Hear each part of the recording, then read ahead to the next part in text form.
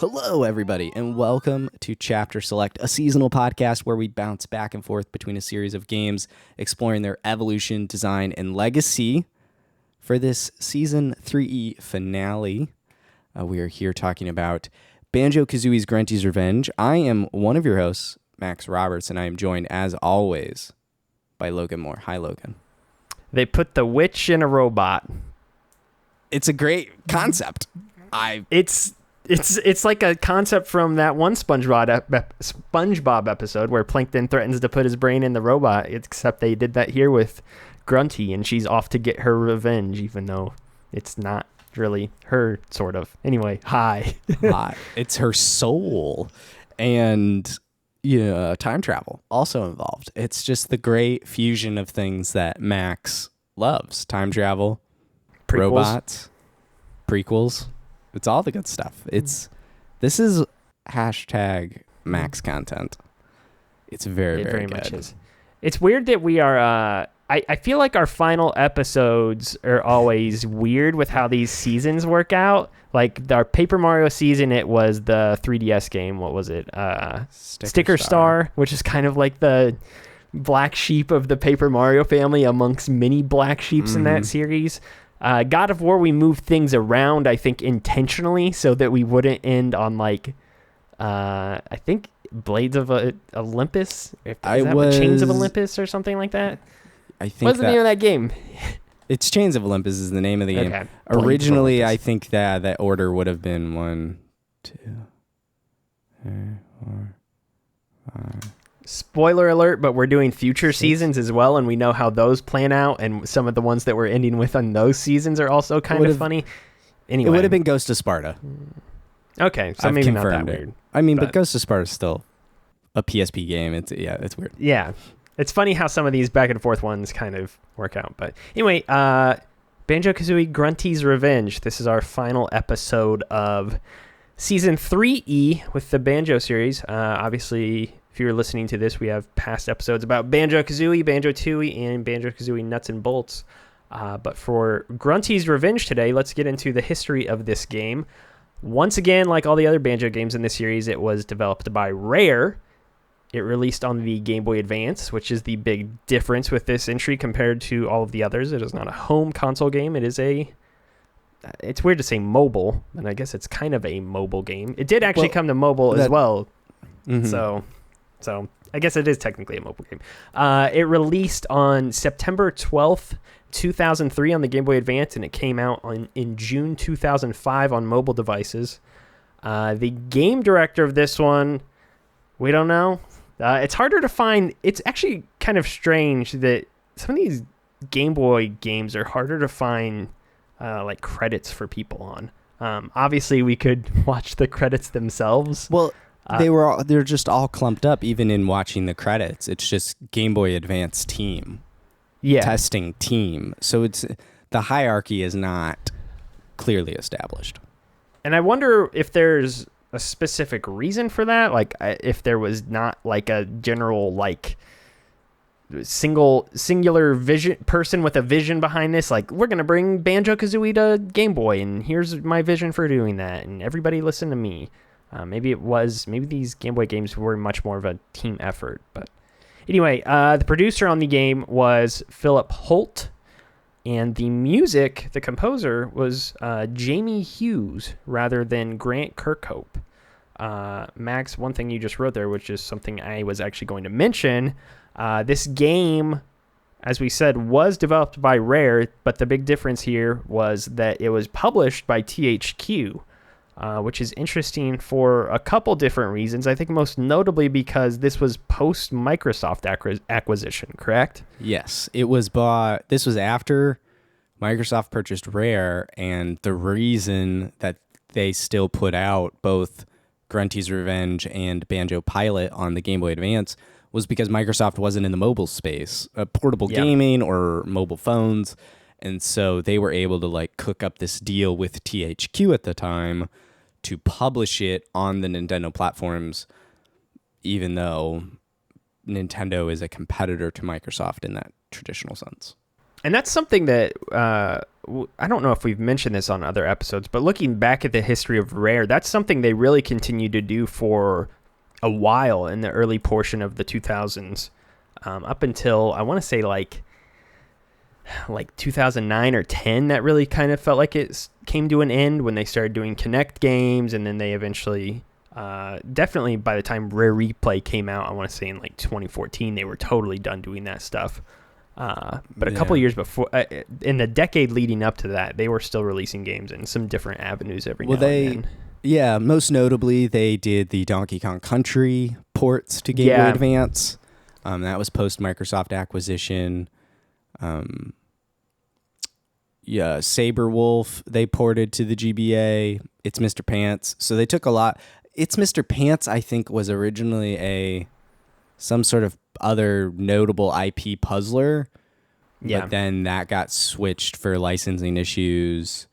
So most notably is the Donkey Kong games, like a lot of GBA stuff. Yeah. Oh, and they did Diddy Kong Racing on the DS. Yeah. Which and they I forgot that they were the studio that made that, like on the DS port. They also did, please don't forget, Banjo Pilot. I didn't. I mentioned Banjo Pilot at the top. Did you mention Banjo Pilot? Okay. Yeah. They also apparently had a Viva Pinata game on Nintendo DS. They did? In 2008. Yeah, this all really continued up until about 2008 with Nuts and Bolts, and then it became Kinect stuff. And then from there, they were totally Killer exclusive. Instinct.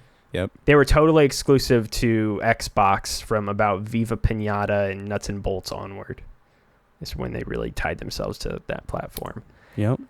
Anyway, back to Grunty's Revenge. The last notable thing about the game itself is the Metacritic average. There's not many reviews of this game out there. There's only 21 to pull from on the internet, according to Metacritic.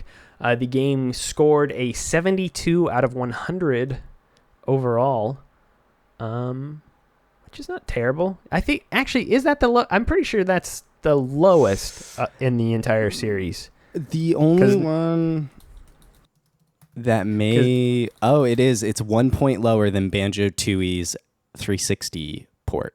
Banjo-Tooie on 360 is a 73. Sounds about right. So this is the lowest rated game in the series, which is weird because jumping off point, I don't think this game is that bad. It's not. It's really not. It's a handheld Game Boy version of Banjo-Kazooie. It is exactly what they pitch it to be. Obviously, that does not mean it is a 3D platformer by any means. They have to go with the sort of top-down isometric viewpoint. But it works, and it gets the job done. And a lot of the same moves that are in all the other Banjo games are in this game. The experience is much shorter, for sure. I think I beat this game in about 4 hours. What about yourself? Same. Yeah, like 3.5, 4 hours in there. Like, I messaged you when I started playing it, and I was like, oh. I had played it for like an hour and a half, and I was like, oh, I've already got like 35 or 40 jiggies. And you're like, you're flying. I'm like, I'm not trying to. It's just, this game is small, which was kind of nice because I just knocked it out in a single weekend and played a lot of it on a plane. Yeah, I don't know. What's your general impressions on this game up front before we get too deep into talking about some of the more specific aspects of it? My impressions of this game are, I love it because I had this game as a kid. This is the only Banjo game I ever owned before Rare Replay like made it a feasible thing. I'm trying to find like a rough time. Yeah, I was like 3.5, 4 hours. I was obsessed with finding a specific number. But this was one of the few Game Boy Advance games that I convinced my mom to buy me while shopping at Costco. And why I saw it was because I knew Banjo from Banjo-Tooie, Neighbors, just like I talked about in that episode. And so I thought, I like these characters. I have a Game Boy Advance. This will be a good game. Turns out it is a good game. And so bought it, and I played that game for 5-6 hours as a kid before I would have beat it, according to the save file and stuff. So I remember this game quite fondly, and I like the idea of Grunty as a robot with a childlike sense of humor. I like it, not, Yeah. narratively or whatever. It's fun. It was a fun game, and playing the other games first before replaying the one Banjo game I truly owned and beat. I kept wondering in Kazooie and Tooie, nuts and bolts it doesn't count, but where's the backpack whack? Like why am I not throwing my backpack down? Eventually you get a version of it in Tooie, like when you're a solo split from Kazooie and you can spin your backpack around. But I was wondering why Grunty's Revenge wasn't implemented sooner in the series, some moves. So yeah, well, this game tears away half of its namesake for, what is it, a level? Two levels? Level and a half. You get Kazooie halfway through the word. On Breegull Beach, which is, I guess, makes sense because she's a bird. Yeah. Let's get into just talking about the different worlds and stuff. I feel like that's usually a good jumping off point, and we'll do our typical thing we've been doing the rest of the season here, which is ranking all the levels. Obviously, we have way fewer levels to rank this time around, which is probably a good thing, in all honesty. But how did you feel about the levels in this? Because my general take was that most of them were a little too similar to levels we've seen in some of the other Banjo games, which makes sense. I mean, again, you got Spiral Mountain making a return here, which it just feels like it has to happen to some degree. That level's in every Banjo game. But even outside of that, you got your beach level, which is reminiscent of what's the Treasure level? Trove Cove? Yeah, you got your Treasure Trove Cove style level with Breegull Beach. You got your swamp style level. You've got your harbor level where you're swimming around and stuff like that. And then you've got your fire and ice sort of world mixed into one. So this game very much plays the greatest hits of the Banjo-Kazooie series, I think. And I wouldn't say any of the levels are bad, but none of them really stood out to me in a major way. The farm level is honestly maybe the most unique because it's a farm. It's wholly original. Yeah. It's interesting, I think, in two ways. It's a fusion of Kazooie and Tooie. It has that ability of coming after those games to mix and match from those games together. Specifically, I think the biggest example of that is the Freezing Furnace, where it is like Hailfire Peaks, but also a little bit of Grunty's Revenge kind of mashed together. And then the other thing is, as a weird sort of prequel, I find it easy to imagine these are the same places, just earlier versions of them before they are decimated or changed over, however long this time gap is. It's easy for me to see Spiller's Harbor turning into what is that Kazooie level that's really bad? The ship.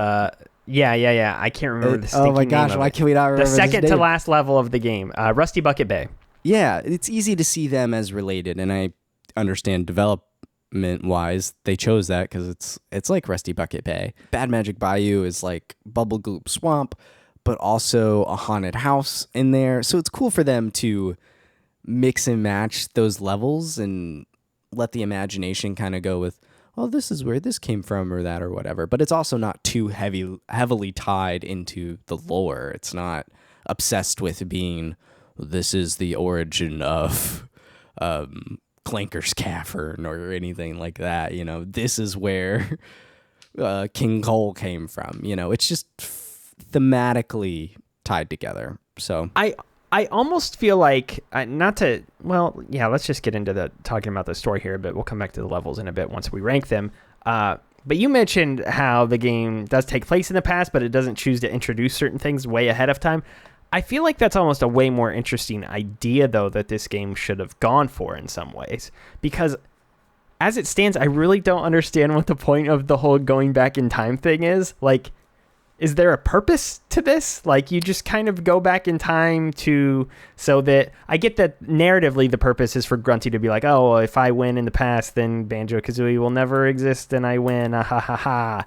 Like, I get that point behind it, but there's really nothing else to it besides that. Like, it feels very strange, I guess, to introduce time travel into Banjo-Kazooie of all things, and then you don't really do anything with it. Like, it's just like, oh, we're in the past now, and we'll do the same thing we always do, which is beat the latest version of this witch, and then we'll go back forward in time afterward. Like, that's about all it really does with it. I feel like they could have played around with some of the whole time jumping elements maybe a little bit more than they do. It's weird when you think about it. It's weird on paper because having Grunty come in a robot suit is enough to like spark the plot of we have to fight this robot version of Grunty now. Let's run around the Isle of Hags and fight the robot. It's robot, but also we're time traveling now to fight. Yes. So that is kind of just this interesting, like, this would be a cool idea. It also does help this game become entirely not forgettable, but like Rare can ignore it later on if they want to, because essentially narratively it's a wash because they time travel back, and I guess like 50 banjos show up, so maybe it isn't a wash, but like, yeah, that just kind of ends on that. That's why Nuts and too. Bolts doesn't have to acknowledge it, and actually Nuts and Bolts doesn't acknowledge this game, which is a little surprising because it is a Rare game. Yeah. So it's cool. It's cute. We demand answers about the banjo lore, Rare. Why is Humba Wumba not in this game? Well, she wasn't introduced yet because technically this takes place between games. But she could have been there in the present. She could have, but they didn't introduce her until Tooie, which this game takes place before. This is true. It's a pre-sequel. It's a pre-sequel. Yeah. Where's Baby Bottles? I think there's some more stuff they could have done, especially on the character front. I think that this game is very much lacking with those memorable characters. And there is usually a character or two that shows up in each level per usual. But for the life of me, I cannot tell you any of them off the top of my head unless I am mistaken. Is there anybody super memorable that you can remember in this game? Bottles' dad or grandfather? Yeah. I remember there's a Breegull on Breegull Beach who's like, please help me do this thing. And then you got like... There's a dolphin somewhere. Yeah. And I only remember a dolphin because the dolphin was in Rusty Bucket Bay. Yeah. And in a series with very familiar, or maybe not familiar, but very recognizable faces and very charming side characters that show up at all times. That's not really included here. And again, this is a Game Boy Advance game, so it's not going to have the same sort of charm and goofs that some of the other characters we've seen in some of the other Banjo games. But still, yeah, I don't know. It's very strange that they have these big ideas with time travel and souls going in robots and things like that, and then they don't really have anything else going on with the writing that's ever at any point all that interesting with the characters. I didn't even think the writing for Banjo and Kazooie, like, it was fine in this game. I don't know. I will say they brought Grunty's rhyming back. I think that's a big win. Yes, very good. For sure. She lost it at apparently when you beat up her soul, she loses the rhyming. I guess, and that explains how it's lost in Tooie. Sure. I do think this is definitely a more engaging, or engaging maybe too strong a word. It's a more interesting plot than Nuts and Bolts. Like, come away to my video game land and play games before Grunty boxes packages up. So it's at least unique and stands out in the Banjo, world and lore. For sure. Klungo's there. He's the one that made the robot, and he does this whole potion thing, which does come from Tooie, so that's kind of neat. Yeah. Bazai, the Jinjos kind of get slight... Jinjonator, I suppose, gets a bit more of a little bit of backstory there. Yeah, if anything, we kind of learn where that Jinjonator statue comes from out of nowhere at the end of the original Banjo-Kazooie. Because otherwise it doesn't make any sense. It just shows up out of nowhere. It's like, I have the Jinjonator. Yeah, I will knock her off this tower now. Let's talk about the gameplay here then a little bit before we go back to the worlds. We'll do the ranking of the worlds last. because I feel like that's kind of how we've done things in previous episodes. Gameplay wise, again, I mentioned this before, but there's really not a whole lot to mention here, I think, that's vastly different from the other games. I think the thing I'm most impressed about is that it didn't ever feel like they cut corners with leaving out certain moves that are in the 3D Banjo games that are in this one. It's pretty much a one-to-one of all the moves that you see in those games appearing in this one, even with the various egg types and stuff like that. Like, they really go deeper than I thought they would before I started this game in terms of the moveset that they give you. Yeah, I too was surprised, actually. I really didn't remember a bunch of moves from this game except the backpack whack.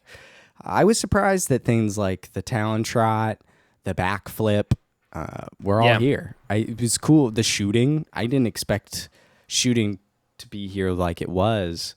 It's cool. The green launch pads are back in it too. Flying's really the only thing that I guess isn't in this. Yeah, and what's cool is they translate this all into a 2D isometric view. It reminds me a lot of Phantom Hourglass.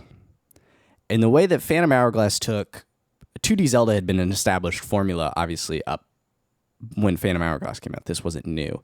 But it was, top down, but all controlled with the stylus. And the way that they translated traditional Zelda moves to a new way to interact with the game, I always thought worked fairly well. I enjoyed that game.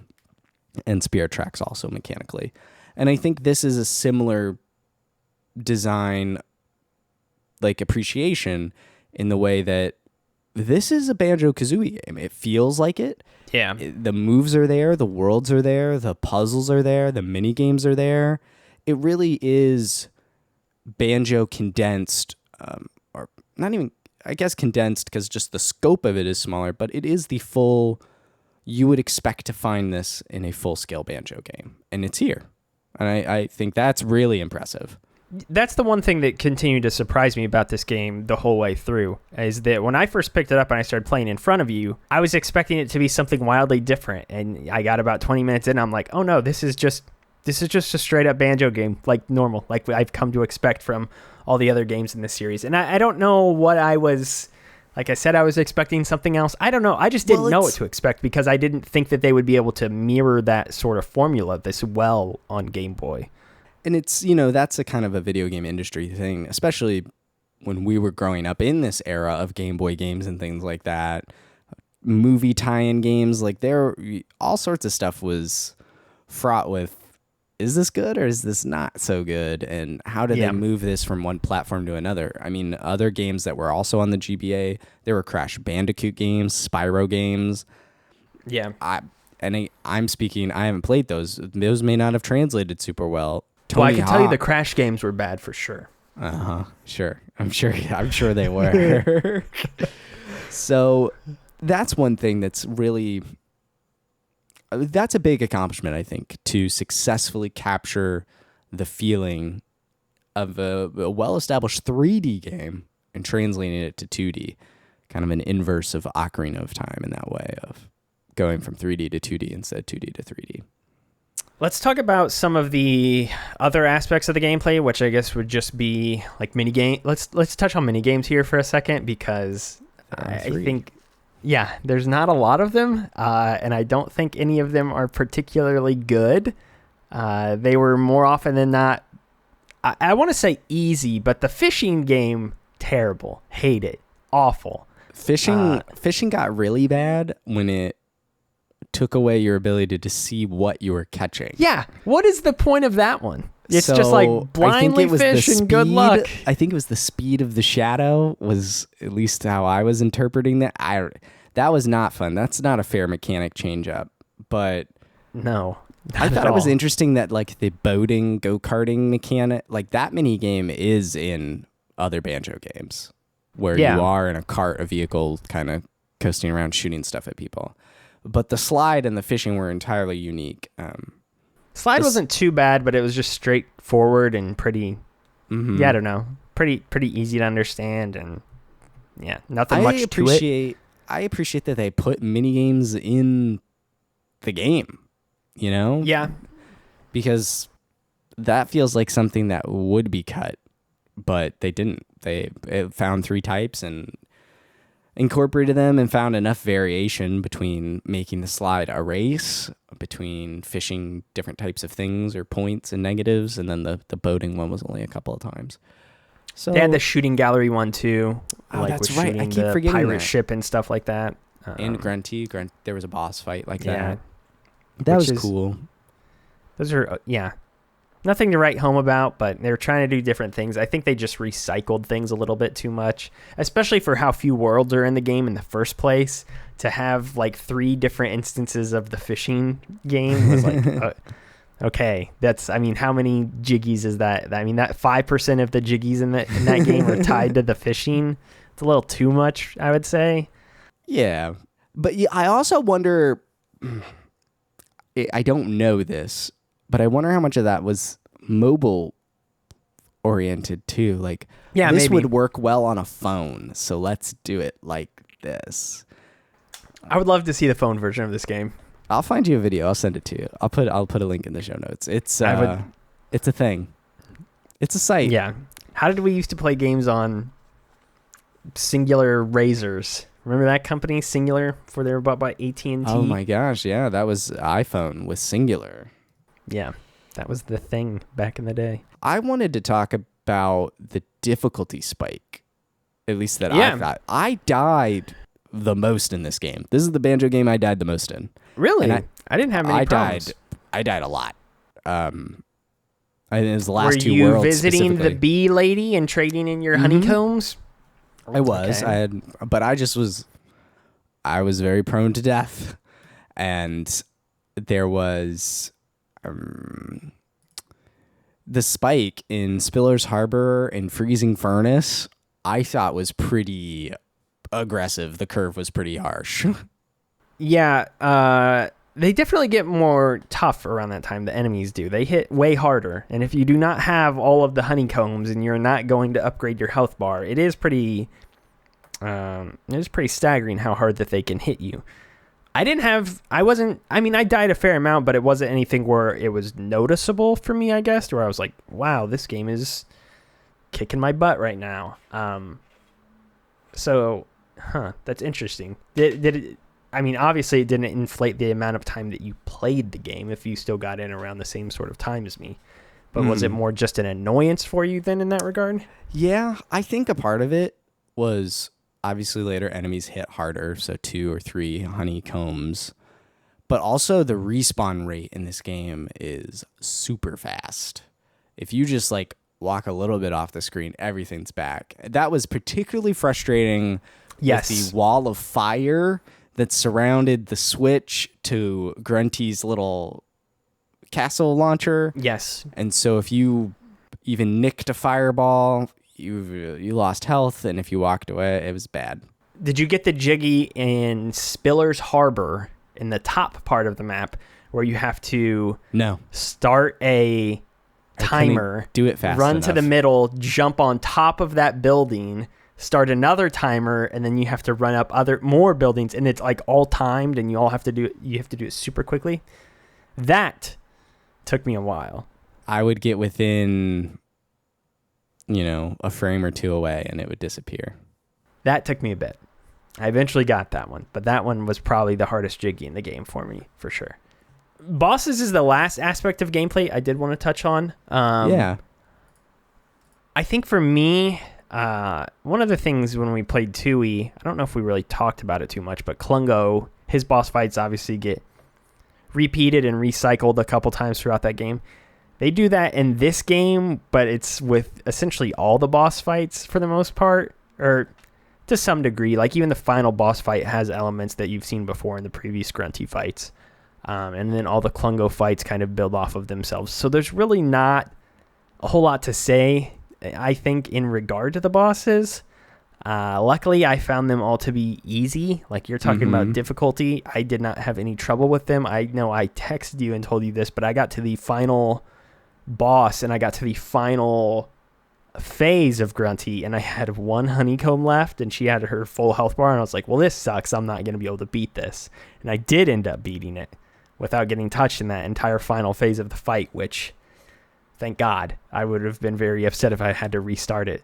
But yeah, the bosses are, I don't know, they're fine. They're serviceable. I guess I shouldn't expect 10 different bosses. Banjo-Kazooie's never really been a boss-heavy series in the first place, so that's not something I think of when I think of these games anyway. But yeah, I don't know. What was your thoughts?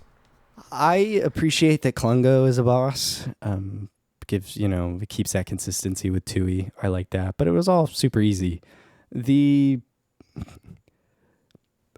ghost, why is there a pirate ship ghost? I don't know. Yeah. That seemed really weird and out of the blue. And was that also the only quote unquote additional boss? It was Grunty, Klungo, and a ghost. That just feels a little weird. Grunty herself, everything up to her castle is super easy. There's no hard phase or what have you. It's all super straightforward. 3 hits, memorize the pattern, and go. The final boss version of her, though, a little bit dragged out, a little long in the tooth, and again, they hit pretty hard. So the first phase is easy. There's a quiz. Can't forget that it's a banjo game, so there has to be a quiz, right? Yeah. And then Klungo in the middle of it, in his most annoying form of invisible shield, and summons enemies that could only be killed by the gun. At least in my experience, it was only with the gun. And then a 12-hit final fight with Grunty. I think they drag...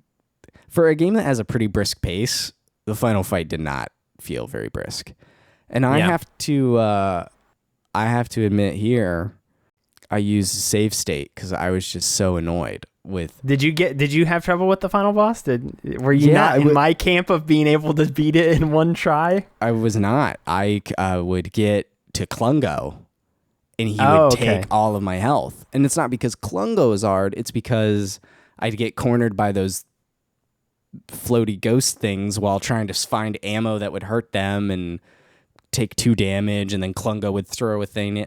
So I'd go into Grunty like you with one thing, and I couldn't last. So when I got to Grunty with a decent chunk of health, I used the Analog Pocket's save state feature. Nice. And just did it until I won. So, game shame or not, I don't know. I don't have the skills childhood Max had, so I used save states to get through that fight. But I did beat it. Credits rolled. I win? A win's a win. I used save states back in the day on Millennial Gaming Speak when we played Mega Man 2, because there's no earthly way I was going to beat that naturally by myself. So all is forgiven. That's funny, though.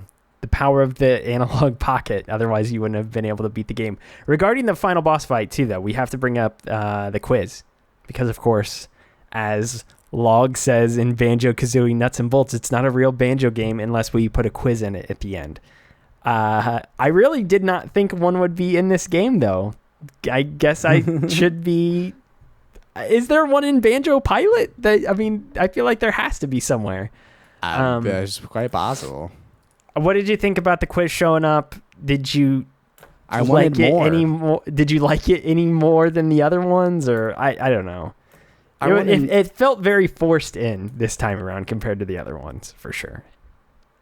More forced than Tui, with it being in the middle of the boss fight. Nuts and Bolts was kind of forced too, with how they splice it in between the sections of that. Yeah, mission you're doing. I wish there were more questions. It was only 3 questions. Yeah, there's not many. Well, I think if you get them right, you move on, if I'm correct. Yeah, I wish there was more, honestly. It was fun. I like that it showed up. It kept, again, it's not a banjo game without a quiz. It's part of that experience. So I'm glad that they at least put some effort into it. Yeah. It was not particularly, it's definitely the easiest quiz of the bunch, just because it's so short and the depth of it wasn't tough.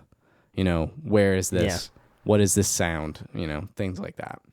But there's a quiz in it, which makes it a real banjo game.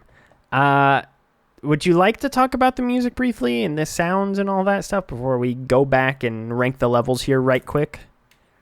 Do you have anything grand that you want to declare about the music? Because I really don't. I think the soundtrack in this game is good. These Game Boy era soundtracks have like this vibe to them that I mean, maybe it is just limited by the hardware itself and what you can do on it, but it really pulled that out of me. It made me remember some of those older Game Boy scores and what those sounded like on the hardware more than it really made me think about Banjo as a whole or anything like that. That was kind of my feelings on it, but the music is totally different for the most part. They don't lean on the music from the other games, which I think is actually kind of interesting because the other games, I mean, I think there are homages to it. Yeah, there are for sure. I think it calls back to it. The only thing I really wrote down about sound was the sound effects, and where some of them were deeper than you would expect, but others were spot on. I found that a little bit interesting. I don't know if that was the emulation on the Pocket. That's quite possible, but I feel like it was fairly authentic there because the rest of it seemed pretty fine. It was just weird that, you know, some sounds from Kazooie or Moves or Banjo would sound deeper, and then a Jinjo would have the perfect pitch of Jinjo. So it's interesting. I think they caught the spirit of it while being limited with hardware, which again is kind of the theme of this game. It's the spirit of Banjo on limited hardware. I wonder what the mobile game sounds like. That's a good point. I didn't think about that. Maybe they had to come up with a soundtrack that worked on both the Game Boy and Razor phones of the day. Yeah, I mean, looking at the footage of this, the mobile game is wildly different. Like, shockingly different. Does it look better or worse than God of War? Honestly, worse. I think. What is Betrayal? What is that I think God of War Betrayal looks way better than this. I mean, you can tell from the thumbnail. God of War Betrayal was only played on the most top tier of Sony phones. I'm watching this now too, and yeah, that's quite the different game. Well, it looks like it has to move on a singular axis other than... It's not isometric in that traditional way. It's up, down, left, and right. But man, some of these even like, wow. Some of like the writing in this game looks like it was just like pasted on. Very strange. Yeah, this game's wild. I think this is a whole different game, honestly. Maybe we need to play this for our 5th and final episode. Talk about this version of the game solely. It's pretty crazy. All right, let's do our due diligence here one last time and rank the levels. Again, we've got Spiral Mountain, Cliff Farm, Breegull Beach, Bad Magic Bayou, Spiller's Harbor, Freezing Furnace, and Grunty's Castle. I say let's not count Grunty's Castle because, you know, that's just a boss. It's just a tower. I would like to say let's count Spiral Mountain, though, because this is a pretty fleshed out level on its own that they put 10 jiggies in. And 100 notes and 5 and 100 Jinjos. notes. Yeah, it's totally a level on its own. So I do say we include it with the proper group here. So of these 6, which ones... I to be honest, they all are very clumped together for me, more so than normal. I'm as far as you want to start at the top or the bottom. What are you feeling? Whatever way you are feeling most passionately, just tell me which ones you're thinking. I think Breegull Beach is the best level in the game. And this is why. Because I think the environments are diverse. There's a quarry, the dilapidated castle with the pirate ship. There's the underwater portion. This game has underwater segments that are actually not too terrible and short. Then there's the beach stuff and saving the Breegulls. I think Breegull Beach is the most diverse. It also features, you know, part of the level is without Kazooie, and then you get Kazooie through it. So I think that's mechanically pretty interesting. So I think Breegull Beach is the best. I mean, going off of that, I was going to say I think Cliff Farm should be near the top as well because it is another level without Kazooie, which I think is interesting in some ways because the series has never done that before, so it's kind of interesting to see what things they throw at you. I also think that level compared to all the others is, like I said before, the only really unique level in this whole game that I can't think of that's from anything else. It's more short, it's compact, but I think the way that they segment everything is a lot better. Spoiler alert, I think the worst level in the game is Bad Magic Bayou because I don't like how everything is segmented in that level. It feels like confusing. Things are too... Yeah, it's very disjointed compared to a lot of the other levels in the game. And I feel like Cliff Farm, everything kind of feels naturally like you don't ever feel lost. You know where to go. I'm fine with putting Breegull at 1 because I do agree with a lot of things you said on that one. So you want to put Cliff Farm at 2? 2, yeah. And I say throw Bad Magic at the... Dead last. You want to put that at 6? Yeah, is it 6? Yeah, 6. Yeah. Because, I do not... I mean, we can talk about that one a little bit more. I think the haunted house stuff is cool there, that they throw that in there. And I think that's because it is tight. Like, that portion of the level makes sense. It has a flow to it, and it builds up I like itself. that Mumbo... We haven't talked about this at all. I like that Mumbo turns you into a candle, which is probably one of the more unique things you can turn into in the whole series. What else can you turn into? A tank is one of the other ones. An octopus is that? Which there's not a lot mouse. That one. Mouse, yeah. I think that's it.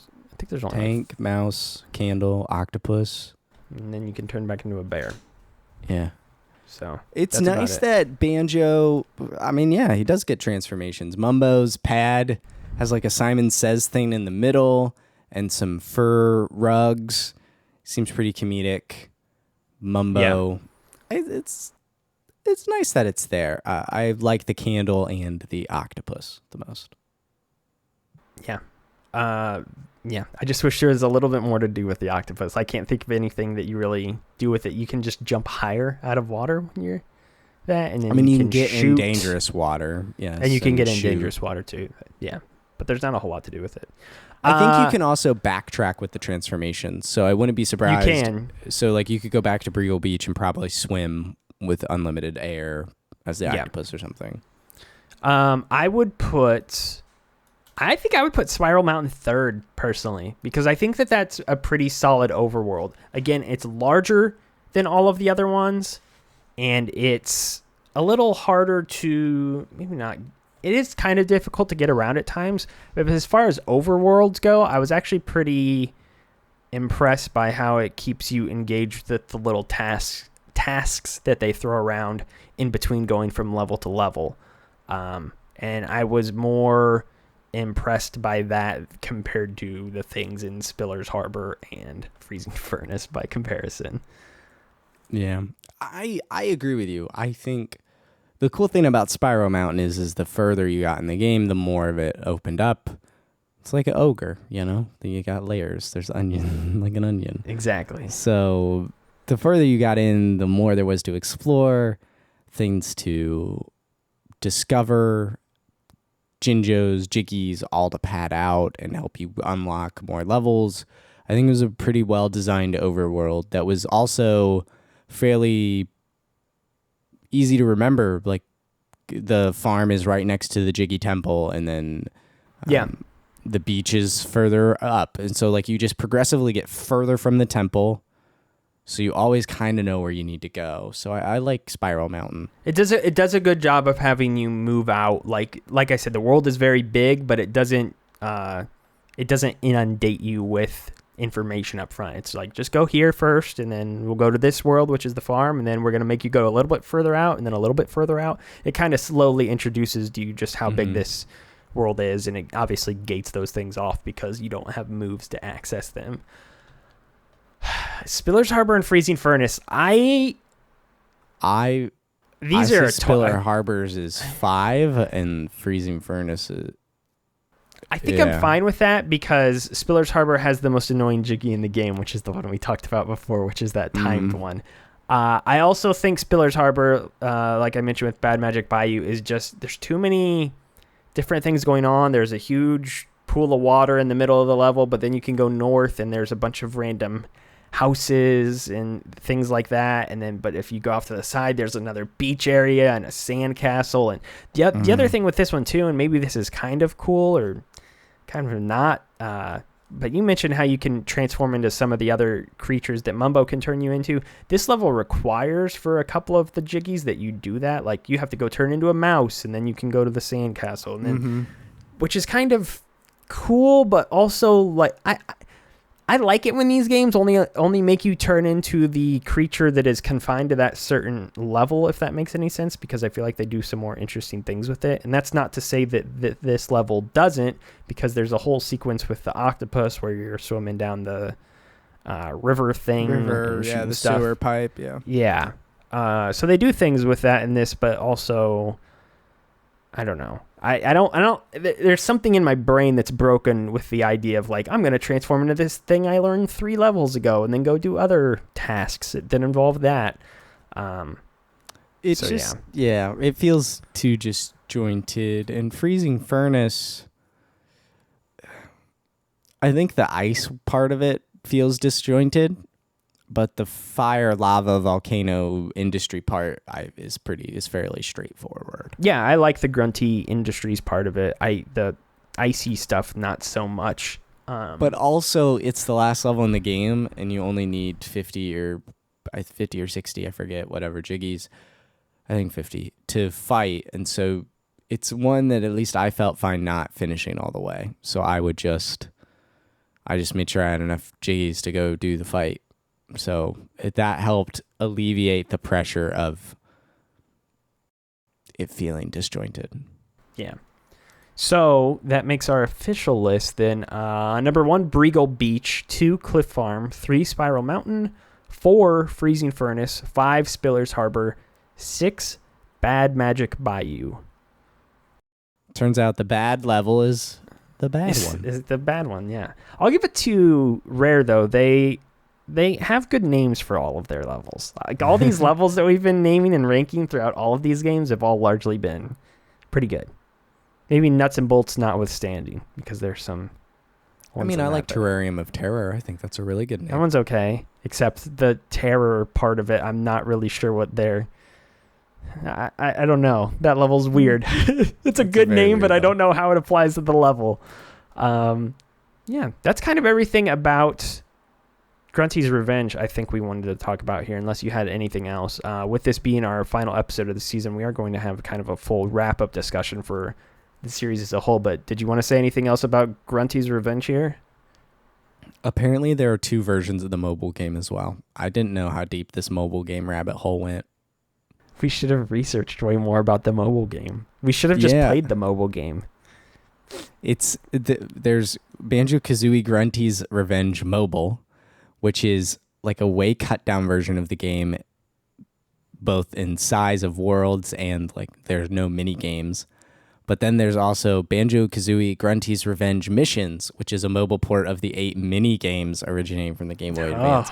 So they like double dipped there, but there are only 500 notes, 28 Jiggies, 15 Jinjos, and 10 moves.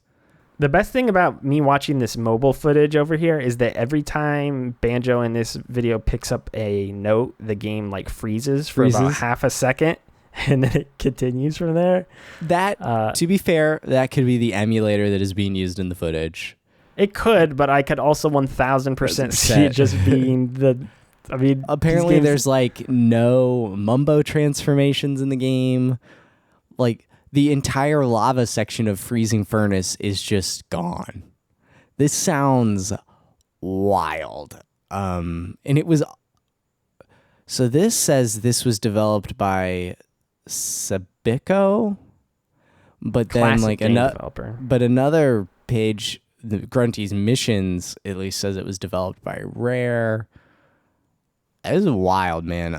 My mind is being blown by the depth of this. So maybe we'll do a surprise bonus episode where we just play this version of the game. Possibly. Spoiler alert: we really won't. Okay, so let's. As I said, this is the end of season 3 of our Banjo season here at Chapter Select. If you've listened to all these episodes, thank you so much. We appreciate it. But before we go, let's do what we normally do here when we wrap up season. Just talk about all these games as a whole and this whole franchise and Banjo-Kazooie's legacy and things like that. I mean, I guess, yeah, keep it simple. Move out of the gate. What do you think is this franchise's lasting legacy at the moment? It's so strange because it's clearly beloved. I mean, yeah, by us too. The when we're recording this is, we're here in June now of 2022. Microsoft just had their big E3 summer showcase, but like going into it, there were rumors of Banjo and Kazooie will return here. It was trending the day of the showcase, and people love these characters in this world and some of these games. No Banjo game showed up at that summer showcase, which probably also led to part of its trending. But I can't really... There are few series I can think of. Maybe not few. Maybe if I sat down and came up with a list. But it is definitely one of those series that has few games. Like the game to appreciation and love ratio is very low game count, but super high fan base and appreciation.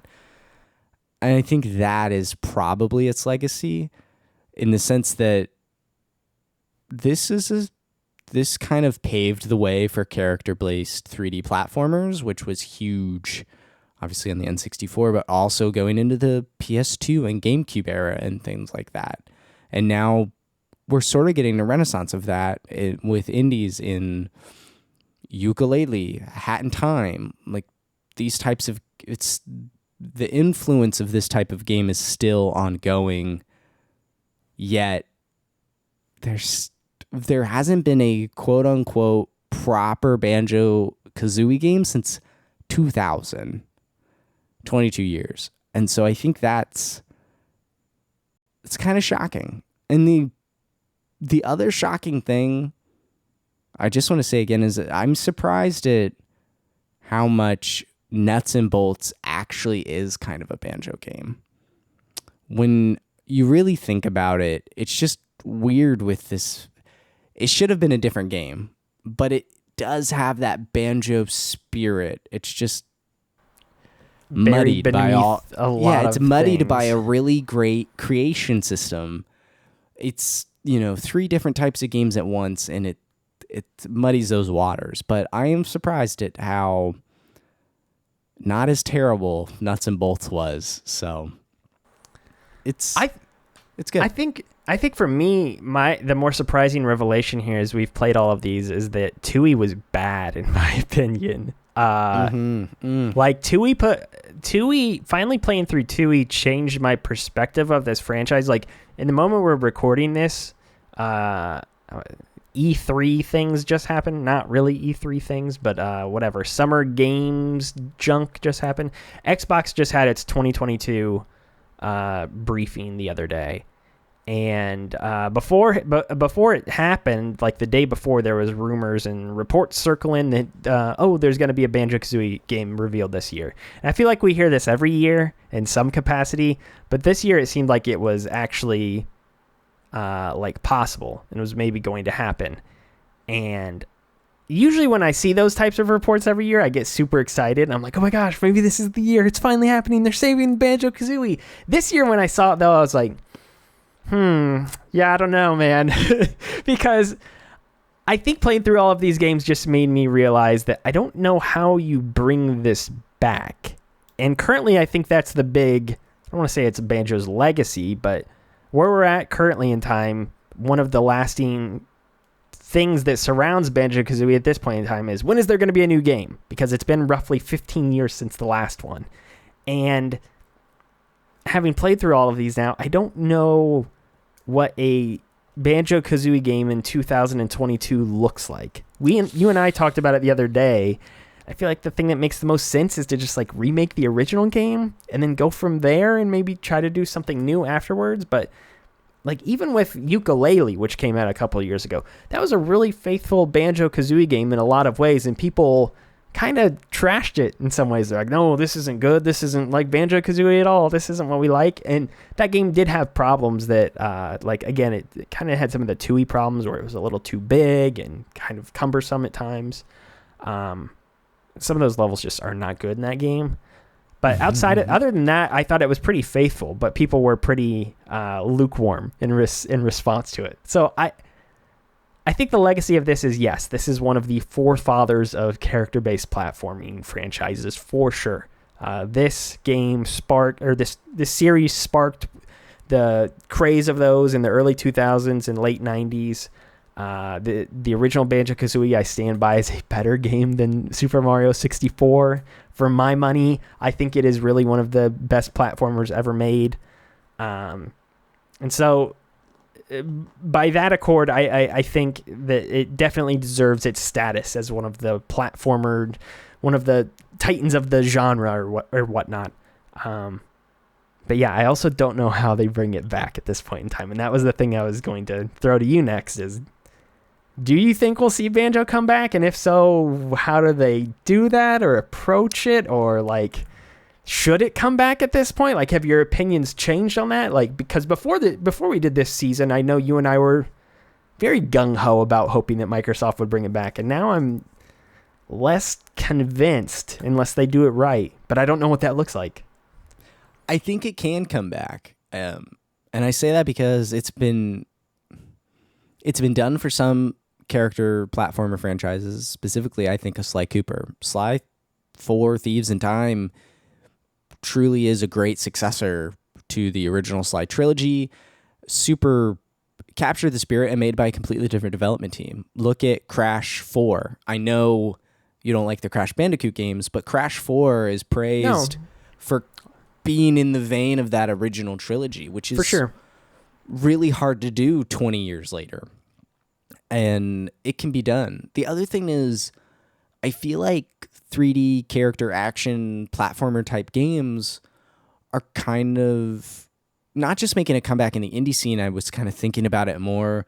Look at Astrobot. Not only Rescue Mission in VR, but the packing game on PS5. Yeah.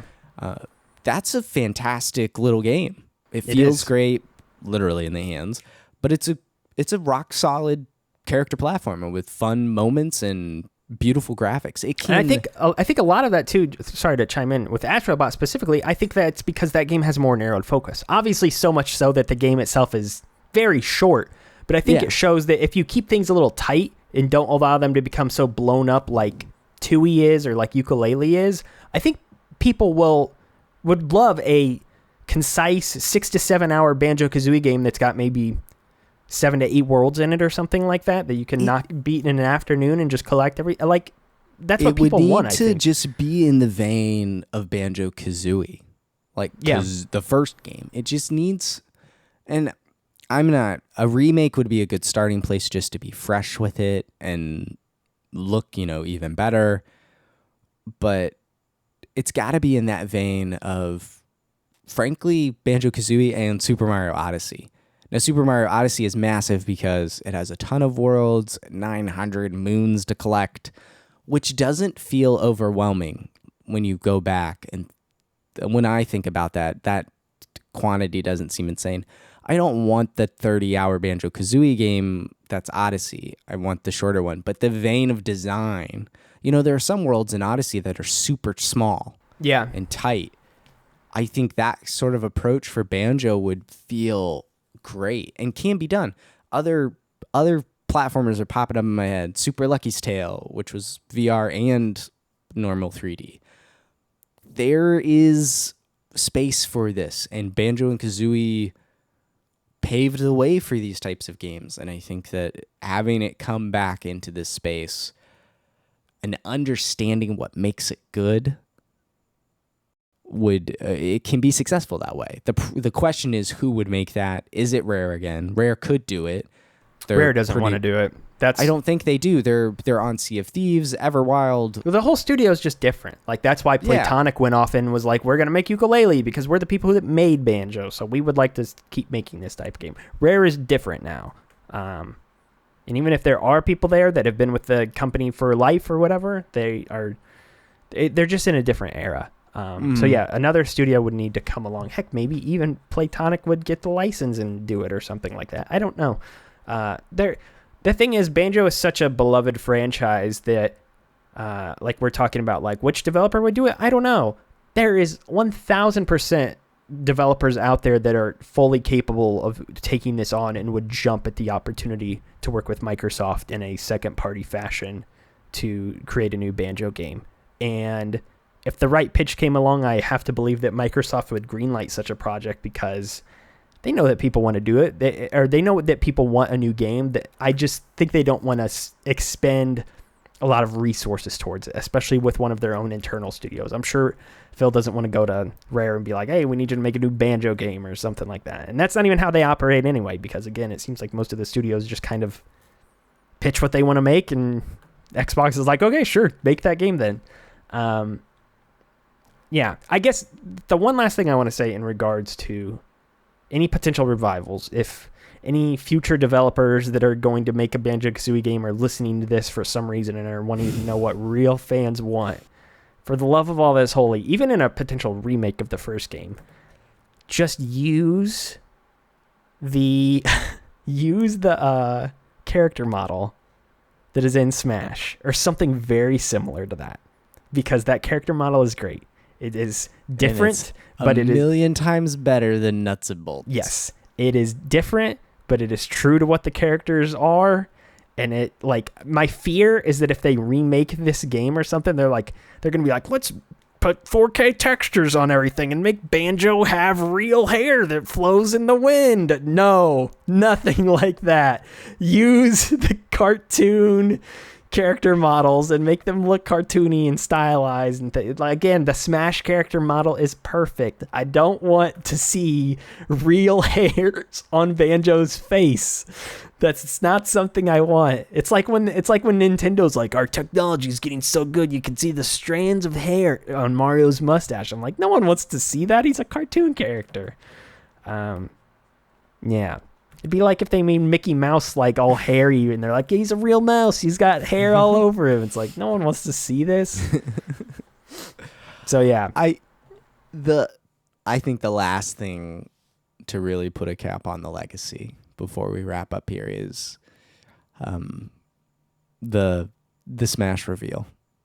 If you watch that Smash reveal at the Nintendo store in New York, the hooting and hollering, the jumping up and down. If you watched it in the E3 press room in 2019 while sitting next to me,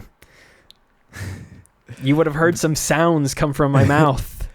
And that, I think, is what's so cool about Banjo and Kazooie, is that it's still so beloved even 20 plus years later.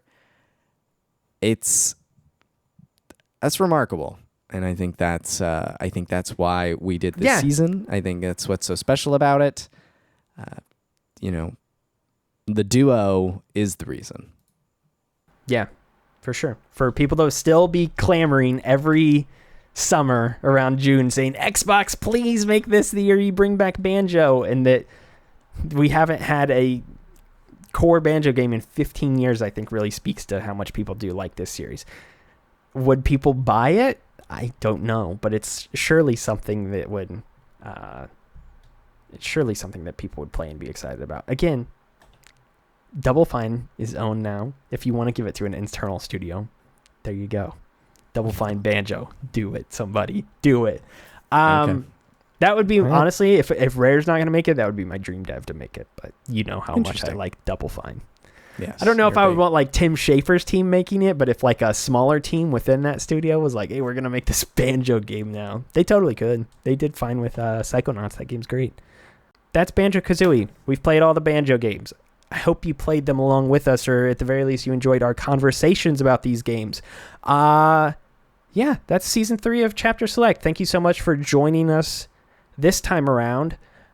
We will be back in the fall of 2022 with season 4, which we are about to enter production on here in the coming months.